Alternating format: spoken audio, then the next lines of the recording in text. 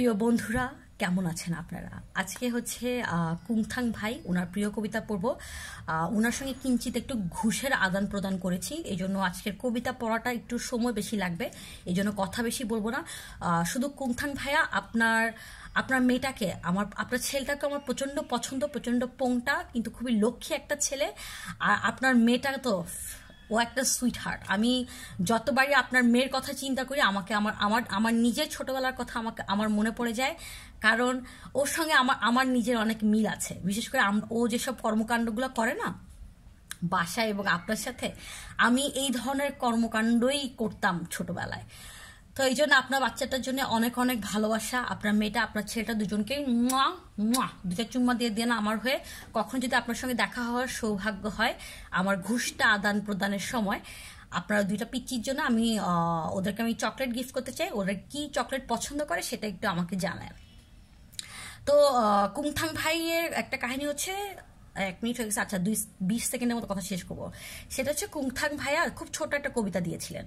তো ওই ছোট্ট কবিতাটা দেখে আমি একটু অবাক হয়েছি, কারণ সবাই এত বড় বড় কবিতা পড়তে দিয়েছে। তো কুংথাং ভাইকে এটা বলার পর কুংথাং ভাই আবার আরেকটা কবিতা, ভাই কি চাচ্ছে এটা কি বেশি ছোট হয়ে গেছে, তাহলে আরেকটা দিতে পারি। তো আমি ওনাকে বলেছি যে ওকে, একটা মাঝারি হইলেও হয়তো দিতে পারেন। তো উনি আরেকটা মোটামুটি ছোটোর থেকে একটু বড় একটা কবিতা দিয়েছে। তো ওনার সঙ্গে আমার একটা ডিল হয়েছে যে আমি ওনার 2টা কবিতাই পড়বো, তার বিনিময়ে উনি আমাকে কিছু একটা খাওয়াবেন।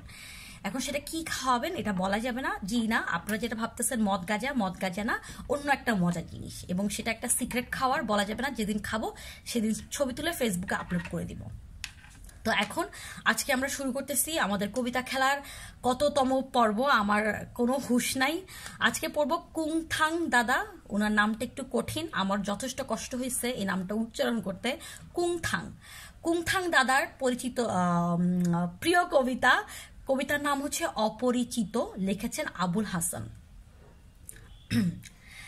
যেখানেই যাই আমি সেখানেই রাত, স্টেডিয়ামে খোলা আকাশের নিচে, রেস্তোরাঁয় অসীমা যেখানে তার অত নীল চোখের ভিতর ধরেছে নিটল দিন নিটল দুপুর, সেখানে গেলেও তবু আমার কেবলই রাত, আমার কেবলই শুধু রাত হয়ে যায়।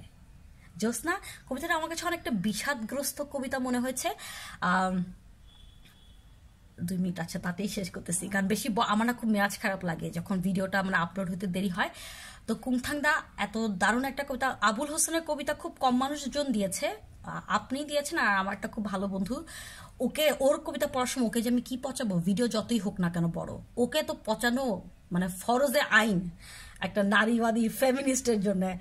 তো যাই হোক, ওই বন্ধুটার কবিতা পড়ার সময় তো আমরা আরো ডিটেল আলোচনা করবো। তো আবুল হোসেনের কবিতা পরপর যে 2টা কবিতা আমি পড়তেছি, মানে 2টা কবিতা না সম্পূর্ণ ডিফারেন্ট 2টা ভাষা বা ডিফারেন্ট 2টা ফিলিং নিয়ে কথা বলতেছে।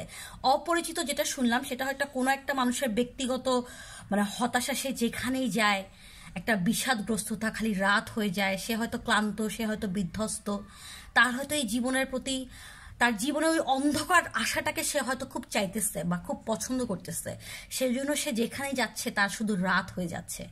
আর এখন আরেকটা যেটা পড়বো, এটার কবিতার নামটা খুব সুন্দর। কবিতাটা পড়তে যে আমি কিঞ্চিত একটু, আমার তো দেশাত্মবোধক কবিতা পড়লে আমার গা জ্বলতে থাকে, কারণ মানে এত দেশাত্মবোধক কবিতা, এত দেশ নিয়ে, দেশের মানুষ নিয়ে, তারপরে যে যুদ্ধ নিয়ে আমাদের ভিতরে এত হাহাকার, এত ভালোবাসা, এত বেশি ইমোশন, এত সেন্টি খেয়ে যাই আমরা। তো এগুলো খেয়ে আলটিমেটলি আমাদের কি লাভ হয়েছে? কোনোই লাভ হয় নাই। সো আচ্ছা, ওইটা আরেকটা কাহিনী। 4 মিনিট হয়ে গেছে। আমরা কুংথাং ভাইয়া, তোমার ঘুষের জন্যে, মানে যে ঘুষটা আমি নিজে সেদে তোমার কাছে চাইছি, সেই ঘুষ আদান প্রদানের কারণে তোমার 2টা কবিতা পড়া হচ্ছে। এটা শুনে আবার অন্যরা বেশি সেন্টি খায় যান না, কারণ আপনাদের কবিতা অনেক বড় বড় ছিল, অনেক বড় বড় কথা, মানে অনেক বড় বড় কবিতা পড়তে হয়েছে, আর আপনাদের জন্য অনেক গল্প করেছি আমি। কিন্তু দেখো কুংথাং ভাইয়ার খুব একটা বেশি গল্প করতে আমি পারি নাই। তো এই জন্য কুংথাং দা, আমার গসিপ শুনতে বন্ধুদের নিয়ে অনেক মজা পায় সবাই। তোমাকে একটু খালি মোটা বলতে চাই, আর বেশি কিছু বলতে চাই না। তুমি একটা ভোজন রসিক মানুষ, দিনকে দিন মোটা হয়ে যাচ্ছ, একটু দৌড়াদৌড়ি করো, নালে আপুকে বলো কয়েকদিন তোমাকে দৌড়ের উপর রাখতে। তুমি মনে হয় বেশি ভালোবাসার একটা বেটার হাফ। আপু যে তোমাকে খুব যত্ন করে তোমাকে দেখলেই বুঝে যায়। আর তোমার বাচ্চাগুলা আমার তো ভালো কাছে পাইতে হবে। তোমার কয়টা বাচ্চা? আমি জানি তোমার 2টা বাচ্চা, একটা ছেলে একটা মেয়ে। তোমার কি আরো কয়েকটা বাচ্চা আছে নাকি 2টাই বাচ্চা? আই এম সো সরি, আমার এটা মনে রাখা উচিত ছিল। আমি না তোমার ছেলেটা তোমার মেয়েটার বেশি ফ্যান, তো ওদের দুজনের কথাই বেশি মনে থাকে। So I am so sorry যদি আরো 1-2টা বেশি থেকে থাকে, মাফ করে দিও আমাকে। আর কবিতাটা কেমন পড়ছে আমি জানি না, সেটার জন্য ঘুষের যাতে কোনো মানে আমার পড়ার সাথে ঘুষের কোনো সম্পর্ক নাই। মানে আমি তোমার 2টা কবিতা পড়তেছি, সেটা যেভাবেই পড়ি না কেন ঘুষটা আমার বানতে হয়। আর বেশি উত্তেজিত হয় না জনতা, তোমরা যেটা ভাবতেছো তা না, ঘুষ সম্পূর্ণ ডিফারেন্ট একটা জিনিস, এটা বলা যাবে না, টপ সিক্রেট। আর এখন আমরা আরেকটা মজার কবিতা পড়ব, এটাও আবুল হাসানের লেখা। কবিতার নাম হচ্ছে উচ্চারণগুলো শোকের। উচ্চারণগুলো শোকের, আমি কি ঠিক উচ্চারণ করতেছি? উচ্চারণগুলো শোকের, লিখেছেন আবুল হাসান। এটা কুংথাংদার আরেকটা প্রিয় কবিতা। লক্ষ্মী বউটিকে আমি আজ আর কোথাও দেখি না, হাঁটি হাঁটি শিশুটিকে কোথাও দেখি না। কতগুলো রাজহাঁস দেখি, নরম শরীর ভরা রাজহাঁস দেখি। কতগুলো মুখস্থ মানুষ দেখি, বউটিকে কোথাও দেখি না, শিশুটিকেও কোথাও দেখি না। তবে কি বউটি রাজহাঁস? তবে কি শিশুটি আজ সবুজ মাটির সূর্য, সবুজ আকাশ? অনেক রক্ত যুদ্ধে গেল, অনেক রক্ত গেল। শিমুল তুলোর মতো সোনা রূপা ছড়ালো বাতাস। ছোট ভাইটিকে আমি কোথাও দেখি না, নরম নোলক পরা বোনটিকে আজ আর কোথাও দেখি না। কেবল পতাকা দেখি, কেবল উৎসব দেখি, স্বাধীনতা দেখি। তবে কি আমার ভাই আজ এই স্বাধীন পতাকা? তবে কি আমার বোন তিমিরের বেদিতে উৎসব? হ্যাঁ, তোমাদের ভাই তোমাদের বোনেরা আমাদের সব মরে যাওয়া ভাই বোন, বাবা মা, বন্ধু, প্রেমিকা প্রেমিক, স্বামী স্ত্রী, জামাই বউ, বাচ্চা সন্তান, ছেলে মেয়ে।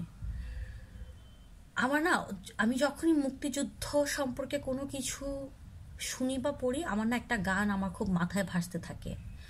ওই যে একটা গান আছে না, ওরা আসবে চুপি চুপি। আমি জানি না, আমার এই খালি ফার্স্টের অংশটুকু, এটা গান গেছিল মানে সাবিনা ইয়াসমিন, মানে এই ফার্স্টের অংশটুকু শুনলেই না আমার বুক ফেটে আমার কান্না চলে আসে। আমি পুরো ফিল করি যে হ্যাঁ ওই মানুষগুলো আসতেছে, এবং ওরা চুপি চুপি এসে যখন দেখবে যে আমরা হ্যাঁ কি করেছি, কিছু করি নাই। যাই হোক, দেশাত্মবোধক কবিতা দেওয়ার জন্য হেডিও কুংথাংদা। আমি তোমাকে বলেছিলাম এর আগেও, তোমাকে বলিনি, মানে এর আগে বলেছি, তুমি একদম আমার লাইফ ফলো করো না। একদম আমার এতগুলো পরিশ্রম করে এতগুলো সিরিজের পর সিরিজ আমি কবিতা পড়ে যাচ্ছি, পাত্তাই দিল না আমাকে। এর আগেও একদিন গালাগালি করছি আমি দেশাত্মবোধক কবিতা পড়ে, কাকে? বাতাসের উদ্দেশ্য গালাগালি করছি যে ওয়াই দেশ প্রেম। আমার ভিতরে আর কোনো দেশপ্রেম অবশিষ্ট নাই আসলে। কারণ দেশপ্রেম দেখায় কি হবে? কিছুই হবে না। দেশটাকে আমরা যেমন চাই এরকম তো আমরা কোনো দিনও দেশটাকে আনতে পারবো না। আমি ওদিন একটা বই পড়তেছিলাম, সেখানে এরকম বলতেছে যে যখন বিএনপি আমল ছিল তখনও প্রথম আলো, ওখানে আমাদের বাংলাদেশের একজন ফেমাস কার্টুনিস্ট যিনি খুব অসাধারণ ক্যারিকেচার করেন, তিনিও তখনকার সব প্রাইম মিনিস্টার থেকে শুরু করে প্রত্যেকটা মন্ত্রী মিনিস্টারকে নিয়ে ক্যারিকেচার করতেন।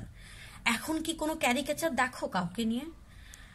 একটা ক্ষমতাবান, আমরা শেখ হাসিনা, আমি আমার কথা বলবো, আমি আমার শেখ হাসিনা মানে আমাদের প্রাইম মিনিস্টার, এটা ওনার নাম হয়তো উচ্চারণ করা ঠিক হচ্ছে না, আমার উপর মানুষজন চিন্তা হয়তো আমাকে মেরে ফেলতে পারে, কারণ বর্তমান বাংলাদেশে এমন একটা অবস্থা, কারো বিরুদ্ধে কাউকে অপছন্দ এটা বা কারো কোনো কাজে আমার প্রবলেম হচ্ছে বা আমি চাই না ওরা এই কাজটা করুক, বা ওরা যেটা করতেছে সেটা অন্যায় তো বলাই যাবে না, ওরা যা করতেছে ঠিক করতেছে, এটা বললে মানুষজনের মানে ঘৃণার পাত্র হইতে হয়।